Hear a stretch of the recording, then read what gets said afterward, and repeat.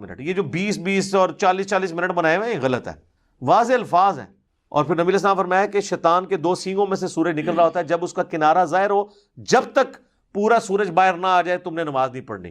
تو بس سورج باہر نکلا تو کافی، اب یہ تو نہیں ٹکیا باہر نکل کے تو وہ اتنی اوپر آ جائے، وہ ٹھیک ہے افضل وقت ہے۔ وہ صحیح مسلم میں حدیث ہے کہ چاشت کا، اوابین کا اور دوحہ کا اور اشراق، یہ سب ایک ہی حدیث میں الفاظ استعمال ہوئے ہیں۔ چاشت تو خیر ترجمہ کرتے ہیں، چیت عربی میں ہوتی نہیں ہے۔ جب اونٹ کے بچے کے پاؤں جلنے لگے تو اس وقت وہ افضل ٹائم ہے نماز پڑھنے کا، تو ظاہر ہے سورج جب بلند ہو جائے وہ افضل ٹائم ہے، ٹکیا باہر نکل آئی۔ تو ان 3 اوقات میں آپ کو نماز نہیں پڑھ سکتے، لیکن ایک ایکسیپشن ہے، وہ بخاری مسلم میں حدیث ہے، جس نے طلوع آفتاب سے پہلے فجر کی 1 رکعت پا لی اس نے فجر پا لی، اور جس نے غروب آفتاب سے پہلے عصر کی 1 رکعت پا لی اس نے عصر پا لی۔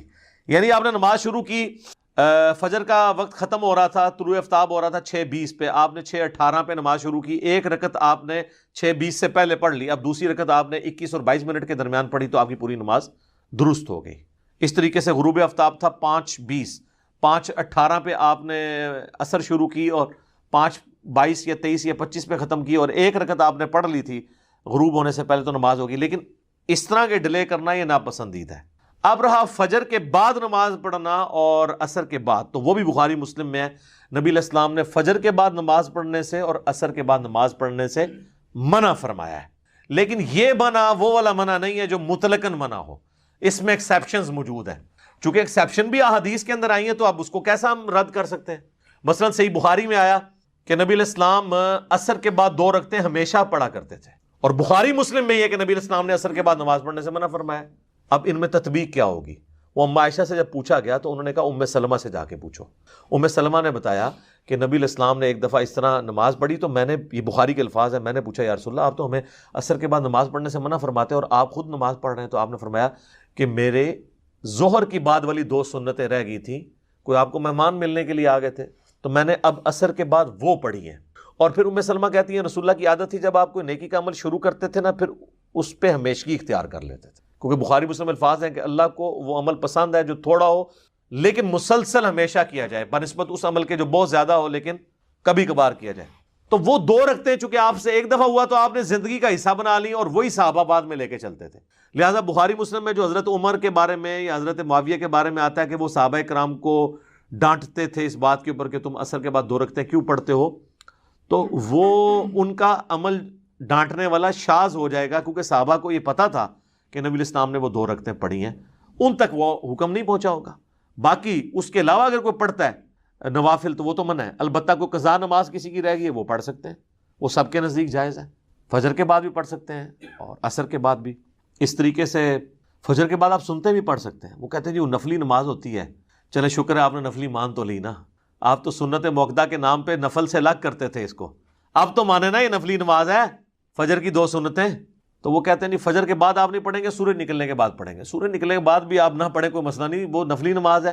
بہرحال وہ حدیث ایک ہے جو اس کو سپورٹیو ہے، وہ جامع ترمذی میں کمزور سند ہے، صحیح ابن حبان میں، المستدرک للحاکم میں، صحیح ابن خزیمہ میں موجود ہے۔ نبی علیہ السلام فجر پڑھ کے نکلے تو آپ نے دیکھا ایک شخص 2 رکعتیں پڑھ رہا ہے، تو آپ نے اسلام پھیرنے کے بعد اس سے پوچھا کہ بھئی یہ تو نے کون سی نماز پڑھی ہے؟ فجر تو ہم پڑھ چکے ہیں، یہ کون سی تو نماز پڑھ رہا ہے؟ تو انہوں نے کہا یا رسول اللہ میری فجر سے پہلے والی 2 رکعتیں رہ گئی تھی، تو آپ نے خاموشی اختیار کر لی۔ اس سے محدثین نے رزلٹ نکالا ہے کہ نبی علیہ السلام کی حدیث تقریری بن گئی، نبی علیہ السلام نے اس کی اجازت دے دی، اور یہاں پہ حنفی اجازت نہیں دیتے، اس کی وجہ سے لوگ بیچارے پھر وہ انتظار کرتے کرتے یا تو چلے ہی جاتے ہیں، یا یہ ہوتا ہے کہ وہ جب آتے ہیں جماعت ہو رہی ہوتی ہے اور پیچھے کام انہوں نے چک کے رکھا ہوتا ہے، حالانکہ بخاری مسلم میں حدیث ہے کہ جب فرض کی اقامت ہو جائے تو کوئی نماز جائز نہیں ہے۔ وہ کہتے ہیں جی مصنف ابن ابی شیبہ میں آثار ملتے ہیں کہ فجر کی جب نماز شروع ہوتی تھی تو اصحاب جو مسجد کے ساتھ ایڈجسنٹ جو حجرے ہوتے تھے باہر سین والے ایریے میں کونے میں نا، جلدی سے 2 سنتیں پڑھ لیتے تھے۔ بالکل آپ پڑھ سکتے ہیں، لیکن ایسے حجرے میں اور ایسی جہاں پہ آپ کو امام کی آواز نہ آ رہی ہو اور امام آپ کا نہ ہو، امام وہ صحابہ کرام کے دور پہ نماز پڑھانے والا کہ وہ 2 سنتے کہ وہ 4 بھی پڑھ لے تو اس کی رکعت نہ فوت ہو، تو آڑے سے سنتا شروع کر دینے تو وہ فرض رکعت ہی چھوڑ دیتے ہیں۔ ٹھیک ہے، تو آپ باتیں بول لیتے ہیں تو آپ یہ دیکھا کریں کہ بھئی جب بعد کا آپشن موجود ہے آپ نے جان بوجھ کے کام شروع کرنا ہے۔ دوسری طرف اہل حدیث بھی غلطی کرتے ہیں، انہوں نے روٹین بعد والی بنائی ہوئی ہے، جان بوجھ کے لیٹ ہو جاتے ہیں، سستی کر کے بعد میں پڑھ سکتے ہیں، وہ بھی ایک دوسری ایکسٹریم ہے۔ باقی یہ 3 اوقات ہیں جو اصل میں مکروہ ہے، سورج نکلتے وقت، سینٹر میں اور غروب ہوتے وقت۔ رات کو کوئی مکروہ وقت نہیں ہے، پوری رات آپ نماز پڑھ سکتے ہیں۔ بخاری مسلم میں حدیث ہے، بخاری میں تو امام بخاری نے صرف چیپٹر کی ہیڈنگ میں لیا ہے کہ عشاء کا وقت رات تک رہتا ہے، آدھی رات تک، لیکن یہ افضل وقت ہے۔ عشاء کا وقت فجر تک رہتا ہے، کیونکہ شرح مانی الاثار جسے طحاوی شریف کہتے ہیں اس میں حضرت ابو ہریرہ کا قول ہے، اور حضرت ابو ہریرہ نماز کے اوقات روایت کرنے والے صحابہ میں سے ہیں۔ وہ کہتے ہیں کہ عشاء میں افراط یہ ہے کہ کوئی شخص اتنی لیٹ کر دے کہ فجر کا وقت داخل ہو جائے، اس سے پہلے اگر وہ عشاء پڑھ لیتا ہے تو اس کی نماز درست ہے۔ لہذا امام حنیفہ کا موقف درست ہے کہ آپ عشاء کو فجر سے پہلے پڑھ سکتے ہیں، افضل یہ کہ آدھی رات سے پہلے پڑھ لیں۔ اور افضلیت تو پھر میرے بھائی بخاری مسلم میں حدیث ہے کہ اگر مجھے امت کا خیال نہ ہوتا تو میں عشاء میں تاخیر کا حکم دے دیتا، تو تاخیر تو کوئی نہیں کرتے۔ ایون سعودی عرب میں تو آپ دیکھیں ایگزیکٹ 1.5 گھنٹہ انہوں نے فکس کیا ہوا ہے، اذان مغرب کے ایگزیکٹ 1.5 گھنٹے بعد اذان عشاء ہوتی ہے، یعنی آپ مغرب کی نماز پڑھ کے فارغ ہوتے ہیں تو آلموسٹ 35-40 منٹ کے بعد عشاء کی اذان ہو جاتی ہے، باقی تو وقفے میں گزر جاتا ہے نا، ٹھیک ہے نا، کیونکہ وہ نماز بھی ان کی لمبی ہوتی ہے نا۔ تو اس لیے آپ دیکھیں مغرب سے عشاء لوگ اعتکاف کرتے ہیں حرمین کے اندر، مکے میں اور مدینے کے اندر۔ تو اب ان سے کوئی پوچھے کہ افضل وقت ہے تو وہ کہیں گے یار ہم وہ افضل ہی ہے نا، کیا مطلب ہم تو امت کی آسانی دیکھ رہے ہیں۔ اور دوسری طرف فجر کی نماز یہ اندھیرے میں پڑھاتے ہیں، اور اگر کوئی تھوڑا سا لیٹ پڑھ لے وہ کہتے ہیں اس نے سنت چھوڑ دی ہے، تو وہاں نہیں آپ کو خیال آتا۔ عشاء پہ آپ کو سنت آپ چھوڑتے ہیں، فجر پہ حنفی چھوڑ دیتے ہیں۔ بھائی سنت یا افضلیت کو آپ فرض کے درجے میں نہ لے کے جائیں، خام خواہ مصیبت کھڑی کی ہوئی ہے۔ نمازوں کے جو اوقات ہیں نا جی، اللہ کا شکر ہے ہمارے پاس ٹائم ٹیبل ہے، مسجد میں گھڑیاں لگی ہوئی ہیں، اسلام 360 کے اندر موجود ہے، صلاۃ ٹائم کے اوپر مسلم پرو سافٹ ویئر ہے اس کے اندر موجود ہے، بلکہ آپ گوگل میں بھی جا کے لکھیں تو آپ کو ایگزیکٹ ٹائم مل جاتا ہے، فجر کا وقت اس ٹائم داخل ہو رہا ہے، ایگزیکٹ آپ کو منٹس تک مل جاتے ہیں۔ اب تو بڑی آسانی ہو گئی ہے، پرانے زمانوں میں مسئلے تھے کہ وہ ان کو دھوپ گھڑی بنانی پڑتی تھی، باقاعدہ چھتوں کے اوپر دھوپ گھڑیاں بنائی ہوتی تھیں، اور چیک کرتے تھے کہ ہاں جی جو بخاری مسلم میں حدیث آتی ہے کہ بھئی آپ نے نماز کس ٹائم پڑھنی ہے، جب سینٹر میں سورج پہنچتا ہے نا، جو میں نے دعوی کبریٰ بتایا، جیسے ہی زور کی طرف یعنی زوال ہوتا ہے تو زور کا وقت شروع ہوتا ہے، اور جب کسی چیز کا سایہ، ایک ورٹیکل چیز کا سایہ اپنے سائے کے برابر پلس سایہ اصلی کے برابر ہو جائے تو عصر کا وقت شروع ہو جاتا ہے۔ اور اس کا عصر کا افضل وقت یہ ہے کہ ڈبل سائے کے ڈبل ہونے سے پہلے پڑھ لیں، بعد میں بھی پڑھ لیں تو ہو جائے گی، لیکن افضل وقت یہی ہے۔ سایہ اصلی ضروری ہے اس میں، ورنہ تو مصیبت کھڑی ہو جائے گی، ورنہ تو آپ فجر کے بعد جب سورج نکل رہا ہوتا ہے تو سایہ اتنا لمبا ہوتا ہے تو عصر کا وقت بھی ختم ہو گیا ہوتا ہے، تو وہ نہیں، یعنی وہ دعوی کبریٰ کے بعد سایہ اصلی یہ ہوتا ہے کہ سورج اپنے ٹریک میں جو جب سینٹر میں پہنچتا ہے تو سب سے کم سایہ اس وقت کسی ورٹیکل چیز کا ہوتا ہے اگر زمین میں آپ نے گاڑی ہو، اور آلموسٹ گرمیوں میں تو 0 کے قریب پہنچ جاتا ہے، خصوصاً آپ ایکویٹر کے اوپر اگر ہوں، خط استوا کے اوپر، تو وہ بالکل 0 کے قریب ہو جاتا ہے۔ تو وہ باقاعدہ سرکل بناتے ہوتے تھے کہ جی یہ سایہ اصلی ہے، جیسے ہی اس سرکل سے باہر ہوا تو پھر قدموں میں بھی ناپا جاتا تھا۔ اب تو یہ ساری کے سارے پرابلم حل ہو گئے، گھڑی نے مسئلے حل کر دیے ہیں، سافٹ ویئرز نے مسئلے حل کر دیے ہیں، آپ تو اب اپنے بزرگوں سے بھی زیادہ ایکوریٹ ٹائمنگ کے اندر سحری اور افطاری اور نمازوں کی ٹائمنگ کا اہتمام کر سکتے ہیں، فجر کا، ظہر کا، عصر کا، مغرب کا، عشاء کا۔ اور جب ونس نماز کا ٹائم داخل ہو جائے تو پھر نہ تو اذان شرط ہے نہ اقامت شرط ہے۔ عورتیں اکثر پوچھ رہی ہوتی ہیں نا، عورتوں کے لیے چونکہ جماعت واجب نہیں ہے، جیسے ہی وقت داخل ہو انہوں نے اذان کا انتظار نہیں کرنا۔ اگر ظہر کا وقت 12:20 پہ شروع ہے اور مسجد میں نماز 1 بجے تو ظاہر ہے انہوں نے تو 1:45 اذان دینی ہے، آپ 12:21 پہ پڑھ لیں نماز۔ عصر کا وقت اگر شروع ہے جا کے 3 بجے اور مسجد میں 3:30 نماز ہے تو 3:15 اذان دیں گے، آپ 3 بجے نماز پڑھ سکتے ہیں۔ تو نماز کا تعلق وقت داخل ہونے سے ہے، جماعت کا تعلق جو ہے نا اذان کے ساتھ، وہ جماعت قائم کرنے کے لیے اذان دی جاتی ہے۔ گھر میں چونکہ جماعت آپ نے قائم نہیں کرنی ہوتی، اکیلے پڑھنا ہوتا ہے، یا ایون گھر میں جماعت بھی کرانی پڑ جائے تو وہ پروٹوکول نہیں ہے جو مسجد کی جماعت کا کہ آپ نے اذان ضرور دینی ہے، بس ٹھیک ہے ٹائم داخل ہوا آپ اقامت کہہ لیں، نماز پڑھ لیں تو کوئی مسئلہ نہیں ہوگا۔ تو یہ جو 3 بیسک جو مکروہ اوقات ہیں جن کے اوپر ہر نماز منع ہے، وہ سورج کی ٹکیاں نکلتے وقت 5-7 منٹ، سینٹر میں 5-7 منٹ، اور غروب ہوتے وقت 5-7 منٹ۔ باقی جو کم لیول کے مکروہ اوقات ہیں وہ ہے فجر کے بعد اور عصر کے بعد اس کا غروب آفتاب تک، اس میں بھی اگر عصر کی نماز رہ گئی ہو تو آپ پڑھ سکتے ہیں۔ باقی کوشش کریں کہ ان اوقات کے اندر جو مکروہ اوقات ہیں آپ اس میں کوئی سجدہ نہیں کریں گے، مردے کو نہیں دفنائیں گے، اور نماز جنازہ بھی نہیں پڑھیں گے، جو 3 مکروہ اوقات میں نے بتایا، اور اس وقت میں کوئی کرتا بھی نہیں ہے، سورج نکلتے وقت، ایگزیکٹ غروب ہوتے وقت اور سینٹر میں. عموماً آپ دیکھتے ہیں کہ جو جنازے ہوتے ہیں نا وہ دن کو 11 بجے ہو رہے ہوتے ہیں یا زور کے بعد ہو رہے ہوتے ہیں یا ایون عصر کے بعد ہو رہا ہوتا ہے. یہ نہیں ہوتا کہ مغرب کی اذانوں سے 5 منٹ پہلے جنازہ ہوگا, مغرب کے بعد ہی ہوتا ہے. تو آٹومیٹکلی یہ چیزیں سیٹ ہوئی ہوئی ہیں, یہ اسٹیبلش چیزیں ہیں اور یہ سب کو پتہ ہے. اس کے اوپر کوئی جھگڑا نہیں بنانا چاہیے مکروہ اوقات کے اعتبار سے.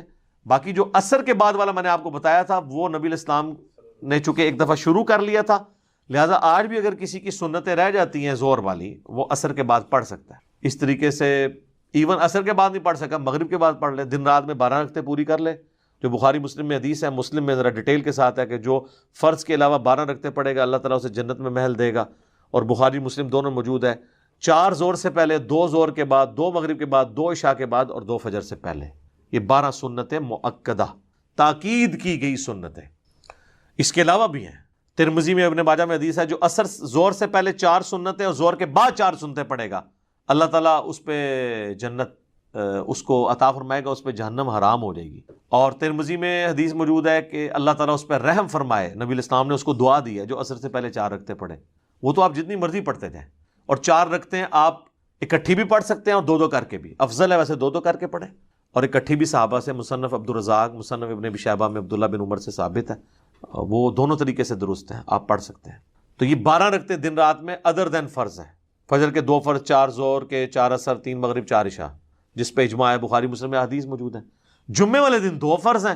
جمعے سے پہلے جتنی مرضی رکھتے ہیں آپ پڑھیں, جب خطیب ممبر پہ چڑھ جائے پھر 2 رکھتے ہیں, بخاری مسلم میں ہے. اور خطیب ممبر پہ نہیں چڑھا تو بخاری مسلم میں ہے جو جتنا اللہ توفیق دے پڑھو. اور بعد میں 4 رکھتے ہیں. مسلم شریف کے الفاظ ہیں جس نے جمعے کے بعد نماز پڑھنی وہ 4 رکھتے پڑھے.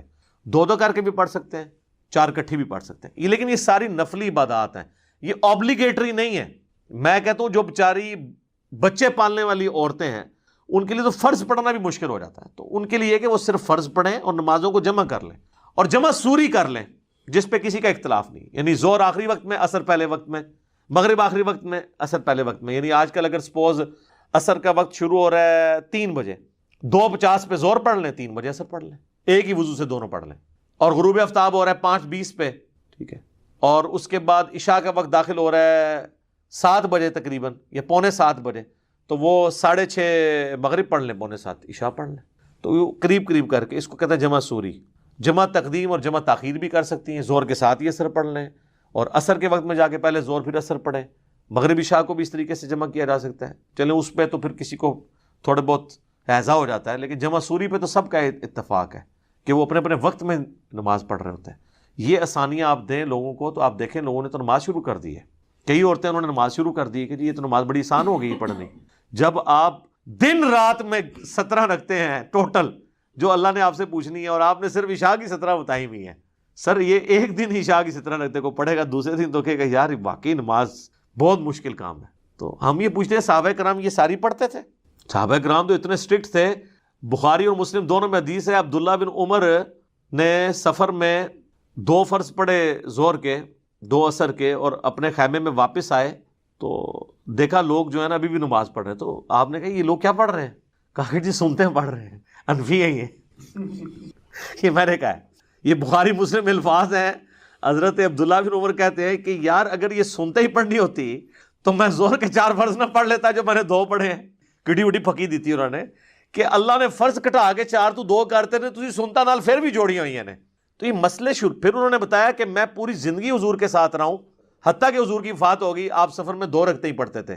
پھر حضرت ابوبکر کے ساتھ رہا, حضرت عمر کے ساتھ رہا, سب سفر میں 2 رکعتیں ہی پڑھتے تھے سوائے مغرب کے, وہ 3 ہیں.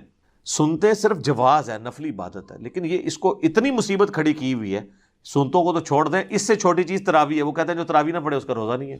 ہم کہتے ہیں یہ کہاں لکھا ہے؟ کہتے ہیں ہم نے تو بتایا نہیں تھا, یہ تو تم خام خواہ الزام لگاتے ہو.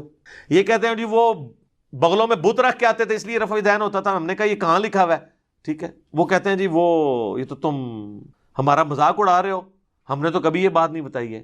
سر یہ کون پھر بتاتا رہے لوگوں کو؟ یہ جنات آ کے انسانی شکل میں ان کو یہ بتا کے گئے ہیں. تم لوگوں نے یہ مشہور کیا ہوا تھا نا, آج ہم نے ایکسپوز کیا ہے تو تم لوگ کہتے ہو کہ یار یہ تو اپنی طرف سے ہی باتیں بنا رہا ہے. اپنی طرف سے نہیں بنا رہے, یہ آپ لوگوں نے کہانیاں لوگوں کو کرائی تھی, لوگوں کو مصیبت میں ڈالا تھا. اللہ کا شکر ہے کہ لوگوں کو سمجھ آیا کہ دین کتابوں کے اندر ہے, بابوں کے اندر نہیں ہے. ایک ایک حدیث ہم بتاتے ہیں ریفرنس کے ساتھ, لوگ چیک کرتے ہیں اور وہ اسی طریقے سے نکلتی ہے. پھر وہ جا کے اپنے ماں سے پوچھتے ہیں یار تم نے ہمارے ساتھ کیا کیا ہے, یہ کہاں لکھا ہوا تھا؟ تو پھر وہ آگے سے کہتے ہیں کہ پتہ چل گیا تو کیڑے اسٹیشن تو بول رہے ہیں. یہ کوئی جواب نہیں ہے. اسٹیشن کون سا ہے؟ اسٹیشن چھوڑے میرے بھائی. آپ کی گاڑی چھوٹ چکی ہے تو آپ یہ نہ سمجھیں کہ باقیوں کی بھی. آپ اپنے اسٹیشن پہ کھڑے رہیں. آپ کے اسٹیشن وہی پرانے ہیں، دیوبند اور بریلی، انہی اسٹیشنوں کے اوپر رہیں. آپ کی سواریاں جو ہے نا وہاں سے جو ہے نا وہ ہم نے اٹھائی ہیں، سوار کر کے رسول اللہ کے قدموں تک پہنچا دی ہیں اللہ کے فضل سے. آپ وہ اجڑے ہوئے آپ کے اسٹیشن، ہمیں پتہ ہے. اس لیے غصہ نہ کھائیں. علمی میدان میں آ کے آپ بھی ایکسیپٹ کر لیں اور آپ بھی اس نعرے کو بلند کریں کہ مرنے سے پہلے اے مسلمان کر لے اس پہ غور، کتابوں کا خدا اور ہے، بابوں کا خدا اور. ویسے ایک اور نعرہ ہے، ویسے برا لگتا ہے، میں آپ کے لیے نہیں بیان کر رہا، باقی ان کو خوش کرنے کے لیے، کہ نہ میں وابی نہ میں بابی، میں ہوں مسلم علمی کے